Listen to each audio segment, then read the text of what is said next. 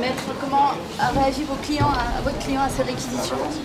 Écoutez, il les reçoit avec satisfaction parce qu'il aura au moins eu le sentiment à ce stade de l'affaire qu'il a pu s'exprimer et sans doute a pu être entendu. C'est vrai que le visionnage de ces différentes vidéos a permis de remettre un petit peu les choses dans le contexte. Et je crois qu'il a été établi d'abord que cette journée avait été particulièrement éprouvante pour l'ensemble des fonctionnaires de police, que ce geste qui était extrêmement réduit dans sa durée, puisque représentatif de 2 ou 3 secondes dans la vie de ce brigadier, était, à défaut d'être justifiable, en tout cas explicable par rapport à tout ce contexte général et cette ambiance où ils avaient enduré pour leur compte de nombreuses scènes de violence et d'engagement. Vous disiez craindre qu'il soit mis en exemple. Est-ce que les propos du président qui a insisté sur la difficulté de juger cette affaire, sur ce côté-là, vous ont plutôt satisfait?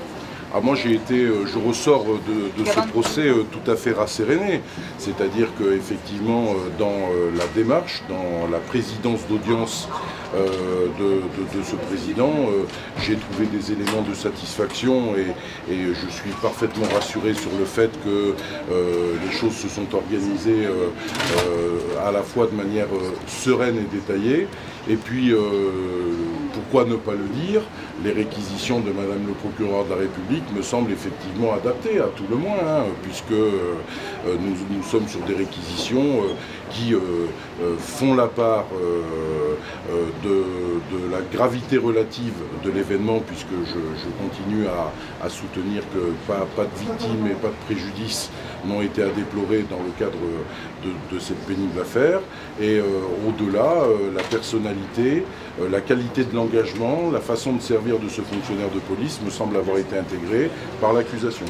Oui, il m'arrive d'être parfois un peu direct dans ma façon de considérer les choses. C'est vrai que lorsque vous entendez un magistrat de surcroît, un magistrat du parquet, vous dire à partir d'images qu'on a tous visionnées que finalement l'action du brigadier de police n'était pas justifiée parce qu'il bénéficiait d'un cordon de sécurité composé de plusieurs boucliers. Lorsque vous voyez que vous avez 3 ou 4 fonctionnaires en difficulté qui sont devant une colonne électrique, nous n'avons pas la même vision et j'ai tendance à considérer que la sienne pouvait présenter une dimension hors sol un peu. Oui. Je pars du principe qu'en cas de condamnation, le quantum des réquisitions me semble avoir fait la part des choses et que nous nous éloignons effectivement d'une dimension un peu d'exemplarité, de bouc émissaire. Donc là, de ce point de vue, je suis rassuré. Par contre, je ne renonce absolument pas à soutenir que pour moi, la qualification de violence volontaire ne peut pas être constituée et c'est la raison pour laquelle je plaide la relaxe. Entendons-nous bien, ça ne signifie pas que le geste de ce fonctionnaire de police soit adapté.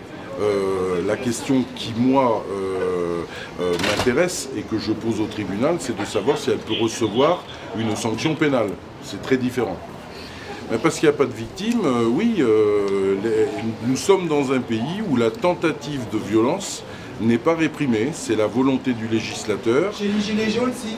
Ouais, c'est possible, monsieur. Chez les Gilets jaunes, Chez les Gilets jaunes, c'est réprimé. C'est réprimé. Vous n'avez pas l'impression qu'il y a une justice à 2 vitesses, monsieur, ouais, justement? Il y a une justice à 2 vitesses. Là, on a vu la complicité de la justice. Est-ce que la décision a été rendue? Je vous pose la question. Non, mais est-ce que la décision a été rendue? Pour que vous puissiez poser cette question, il faut être en capacité de comparer. 3 mois avec sursis, c'est vite. C'est demandé. Un an d'enfermement. Ah, mais par exemple, les arrestations préventives. Mais moi, je suis pas ministre de l'Intérieur, monsieur. Moi, je suis avocat, et dans le cadre de cette fonction, je défends un homme à qui on reproche un certain nombre de faits. Donc, en tant qu'avocat, il faut commencer à bout terme, monsieur. L'idée de la démocratie... Oui, la démocratie, c'est justement qu'on n'a jamais la parole. C'est toujours vous, les flics, qui avez la parole. Les avocats, les flics, vous avez toujours la parole. Nous, en fait, les blessés, on n'a jamais la parole. On connaît la théorie du complot. Oui, oui, bien sûr, bien sûr. Continue, c'est toi qui es complotiste.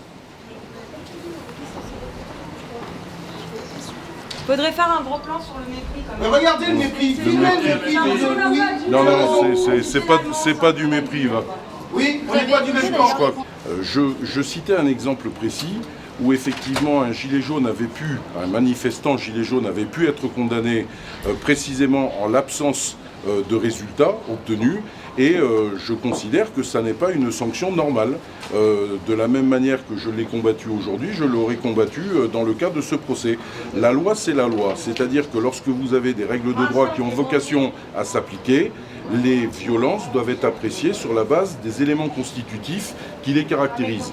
Vous avez d'une part un acte qui doit être un acte offensif, un acte agressif, et il doit aboutir à un résultat, puisque, au risque de me répéter, la tentative de violence volontaire, quelle que soit d'ailleurs la personne à qui on peut le reprocher, n'existe pas et n'est pas réprimable en France.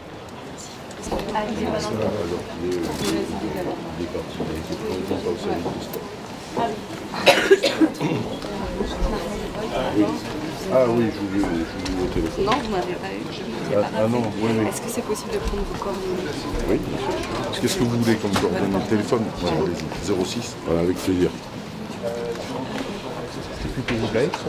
Hein? C'était plus paisible. Oui. Comme ça. Beau gay, vous avez noté.